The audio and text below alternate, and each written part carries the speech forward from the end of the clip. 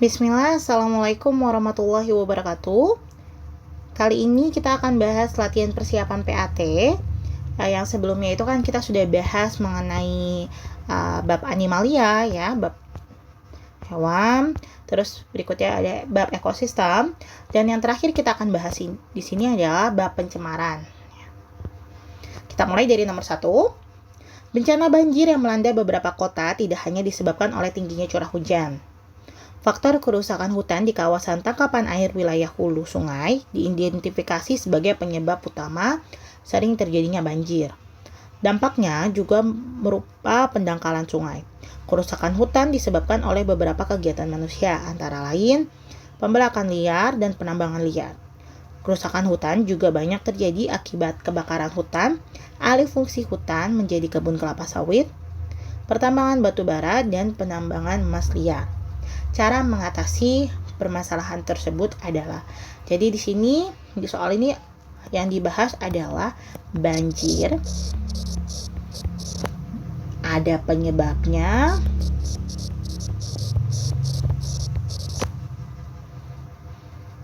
terus juga ada dampaknya atau yang terjadi setelah banjir tersebut. Baru yang ditanya di soal adalah solusinya. Solusi untuk mencegah atau mengatasi masalah ini. Nah, untuk memenuhi pilihan di soal-soal seperti ini, kalian harus ambil pilihan yang mengarah ke lingkungan, ke ekologi, ke biologi ya. Jadi kalau ada soal yang berkaitan dengan perundang-undangan, peraturan, itu lebih ke sosial, jadi tidak usah dipilih itu pengecoh, tapi memang harus dicek dulu kalimat per kalimat. Dan untuk nomor 1 ini yang paling tepat adalah yang D, mengharuskan pabrik atau proyek melakukan analisa dampak lingkungan. Analisa dampak lingkungan atau yang disingkat dengan AMDAL ya, analisis mengenai dampak lingkungan.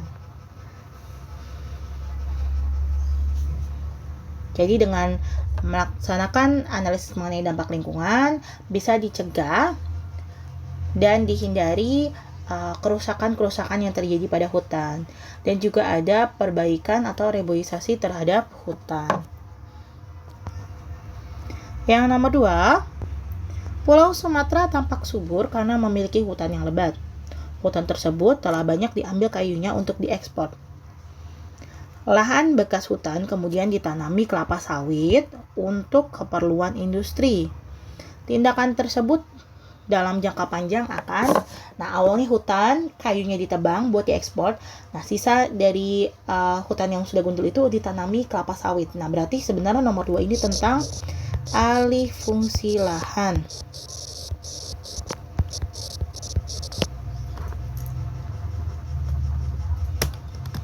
Nah, alih fungsi lahan ini berkaitannya sama apa? Tindakan tersebut jangka panjang. Nah, berarti kalian harus memprediksi efeknya ya. Efeknya apa setelah jangka panjang?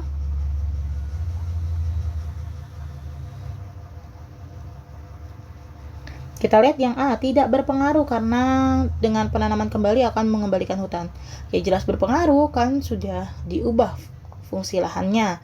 Awalnya hutan jadi kebun kelapa sawit. Menguntungkan karena akan menghasilkan pendapatan yang lebih baik. Secara ekonomi memang meningkat, tapi kerusakan yang di lingkungan kan terjadi ya. Yang C, menjadikan lahan lebih subur karena pada saat penanaman kembali akan diberi pupuk kimia. Ini big no. Yang D, memiskinkan lahan karena unsur hara diambil melalui kayu, tapi tidak ada pengembalian unsur hara secara alami. Nah, ini yang jawaban yang tepat ya, yang D. Jadi unsur haranya sudah diambil oleh tanaman berkayu, terus kayunya diekspor. Nah, tapi tidak ada pengembalian unsur hara secara alami. Jadi nggak ada dikembalikan lagi, tidak ada reboisasi, jadi airnya rusak. Nomor 3, di sini ada gambar ya. Gambar yang atas itu awalnya pepohonan banyak, hutan, lahan yang banyak sekali pohon. Terus yang kedua itu adalah pemukiman, sudah dijadikan perkotaan ya, jadi banyak gedung-gedung, banyak bangunan. Kemungkinan besar dampak yang timbul akibat pembukaan hutan untuk dijadikan area pemukiman. Lagi-lagi ini nomor 3 ini mengenai alih fungsi lahan dari hutan jadi pemukiman. Efeknya apa? Keseimbangan air terganggu. Ya, keseimbangan air terganggu karena salah satu fungsi hutan adalah menyimpan cadangan air. Jadi karena hutan itu kan banyak tanaman dari akar-akar dan tanah di hutan tersebut menyimpan air sehingga berguna untuk manusia saat musim kemarau karena ada cadangan air yang tersimpan. Sumber perekonomian berkurang. Ini jelas bukan? Mudah terjadi erosi atau pengikisan dataran oleh air hujan. Terganggunya kelestarian spesies. Hutan menjadi gundul. Nah, kalau ketemu soal seperti ini kan jelas kalau hutan menjadi gundul ya sudah jelas jadi gundul karena sudah dijadikan pemukiman. Kelestarian spesies ini juga sudah, tapi yang paling terganggu di sini adalah yang A, keseimbangan air. Apa efeknya kalau keseimbangan air terganggu? Kan harusnya ini tempat penyerapan air ya, tempat cadangan air. Saat kemarau, manusia akan kekurangan air karena tidak ada cadangan air, tapi saat musim hujan yang terjadi adalah banjir. Kenapa? Air harusnya diserap di kawasan tersebut, tapi udah dijadikan pemukiman di mana semua sudah diaspal, dipelur ya. Akhirnya tidak ada daerah resapan, makanya terjadinya banjir. Jadi di kemarau kekurangan air, musim hujan jadi banjir. Nah, ini adalah keseimbangan air yang terganggu. Kita pindah ke nomor 4. Penggunaan pupuk yang berlebihan akan memberikan dampak negatif terhadap ekosistem danau. Hal tersebut menyebabkan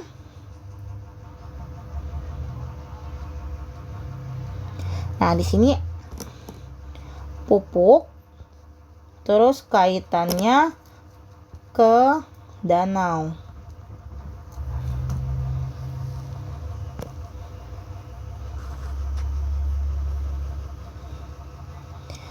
Kalau bisa gimana kok caranya kalau dari pupuk yang diberikan di tanaman kok bisa ngalirnya ke danau. Nah, ini ada aliran airnya yang bermuara di danau. Nah, efeknya apa? Sisa-sisa pupuk yang terbawa air sampai ke danau itu. Ini akan menyebabkan cepatnya pertumbuhan tanaman air.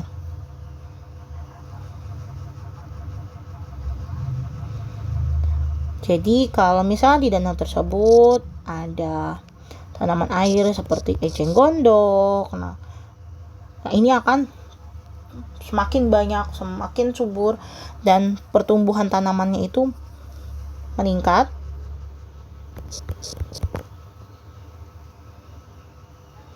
Kalau naiknya pH pada ekosistem perairan tersebut, justru kalau pupuk itu kan sifatnya asam, jadi menurunkan pH ya, bukan menaikkan pH. Semakin menumpuknya sampah organik, ini juga bukan.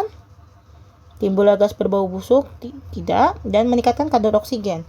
Nah, justru kebalikannya, kalau ada pupuk, akhirnya menimbulkan tanaman air yang menumpuk yang banyak, justru oksigen yang ada di dalam air itu akan berkurang, bukan meningkat ya.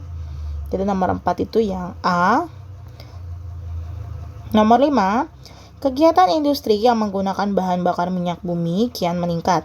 Hal tersebut menyebabkan peningkatan konsentrasi sulfur dioksida dan nitrogen dioksida yang semakin bertambah di atmosfer. Hal tersebut dapat menimbulkan jadi bahan bakar fosil atau bahan bakar minyak ya. BBM dipakai, ini meningkatkan polusi yaitu SO2, sulfur dioksida sama nitrogen dioksida.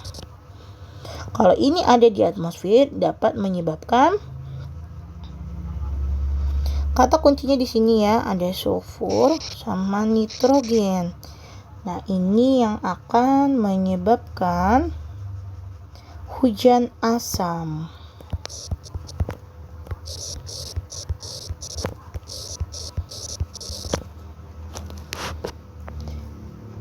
ada di siklus sulfur atau siklus belerang ya. Sulfur dioksida ini akan menyebabkan hujan asam. Jadi hujan asam adalah hujan yang mengandung senyawa sulfur dioksida dan nitrogen dioksida, dan ini sifatnya korosif. Jadi kalau misalnya kena ke logam atau ke kulit itu bisa menyebabkan gatal dan iritasi. Nomor 6, masyarakat di sekitar peternakan sapi mengeluh karena limbah kotoran ternak dapat mencemari lingkungan sekitar. Usaha pemanfaatan yang tepat untuk mengatasi hal tersebut.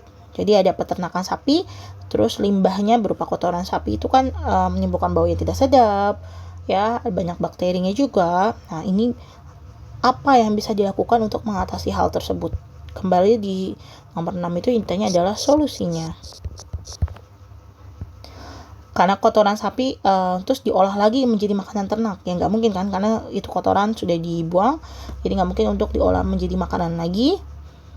Terus membuat kolam-kolam ikan di bawah kandang sapi, ini berarti kan memberi nutrisi pada individu lain tapi berasal dari kotoran, jadi ya tidak sehat bagi ikannya. Memproses menjadi biogas dan pupuk. Nah, ini juga salah satu solusinya. Mengeringkan dan mengumpulkan untuk persediaan bahan bakar. Jadi kotoran dikeringkan terus untuk persiapan bahan bakar, itu bukan ya. Memproses menjadi campuran bahan bangunan, ini juga tidak. Jadi yang paling tepat adalah memproses untuk menjadi biogas dan pupuk. Jadi kotoran hewan ternak itu akan dimasukkan ke dalam tangki dan ini difermentasi sehingga menghasilkan gas metana. Nah, metananya ini yang akan digunakan untuk instalasi listrik, terus untuk digunakan sebagai bahan bakar dalam memasak ya. Dan hasil dari produk biogas ini, hasil sampingannya bisa dijadikan pupuk. Nomor 7, perbedaan antara limbah organik dan limbah anorganik, tapi ditinjaunya dari sisi kimiawinya.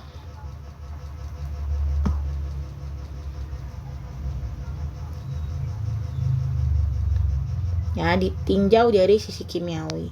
Jadi ada limbah organik, ada limbah anorganik. Kalau yang organik ini mudah terurai. Contohnya daun-daunan, sisa sayuran, sampah dapur. Nah, ini biasanya mudah terurai. Sedangkan yang anorganik yang sulit diurai seperti plastik,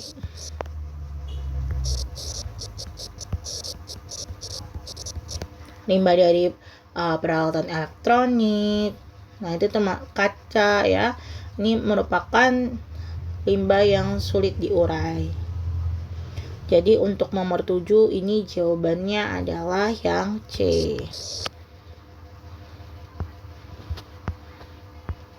Nomor 8, seorang petani memberikan pupuk yang berlebihan di area persawahan miliknya. Akibatnya dari pemberian pupuk yang berlebihan tersebut, keadaan lingkungan persawahan menjadi berubah sehingga menimbulkan perubahan fisik perairan sungai, empang, dan danau. Hal ini terjadi karena, nah ini sama seperti yang tadi soal yang pupuk terus efeknya ke danau ya, jadi masih serupa.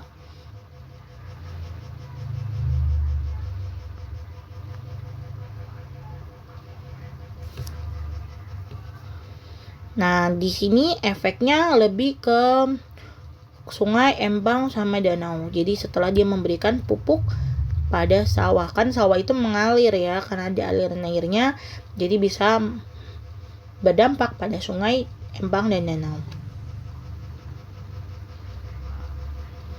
Ya, kita lihat yang A, populasi tanaman memfiksasi nitrogen semakin menurun. Ini bukan ya. justru dia semakin meningkat karena kan diberi pupuk, berarti fiksasi nitrogennya makin banyak dan menyuburkan.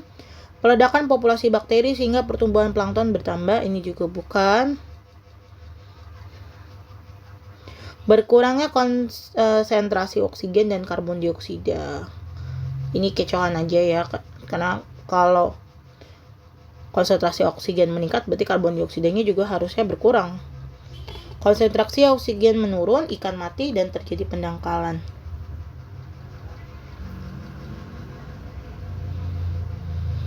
Ini juga bukan. Yang nomor 8, ini jawabannya adalah yang E. Konsentrasi pupuk berlebihan dapat meningkatkan pH perairan. Jadi pH-nya ini berubah. pH atau tingkat keasaman.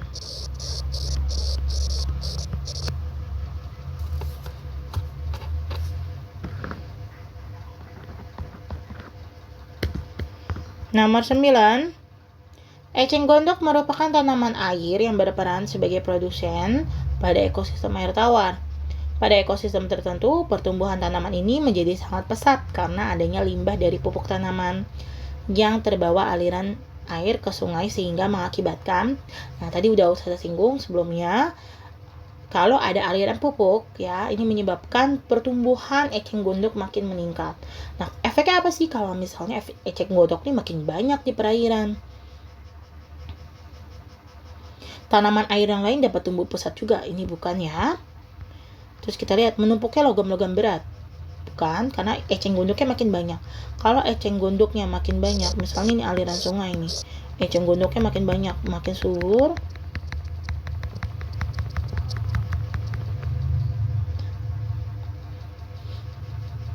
sehingga menutupi lapisan atas sungai. Nah, apa yang terjadi? Ini akan menyebabkan berkurangnya oksigen. Airnya oksigen, asupan oksigen untuk di air itu jadi ketutup kan. Nah, ini yang menyebabkan nanti hewan-hewan yang ada di air seperti ikan itu akan sulit mendapatkan oksigen, ikan mati dan akhirnya populasi ikan akan menurun karena berkurangnya oksigen. Bukan berkurangnya karbon dioksida ya, justru karbon dioksida malah tambah banyak kan hasil dari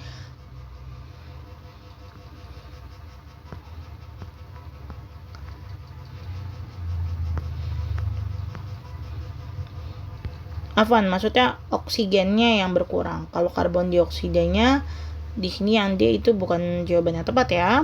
Sekarang kita pindah ke nomor 10. Penambangan mineral logam di Indonesia semakin merajalela. Kegiatan tersebut banyak memanfaatkan bahan kimia dalam proses pengolahannya. Dengan demikian, semakin besar skala penambangan, semakin besar pula penggunaan bahan kimia. Penggunaan bahan kimia sangat berbahaya bagi lingkungan.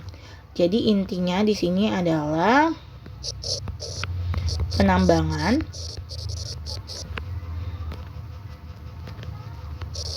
tapi penambangannya menggunakan bahan kimia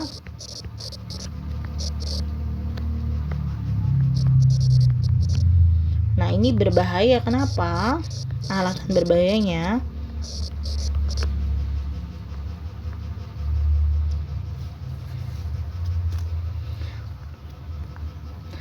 karena ini bisa menyebabkan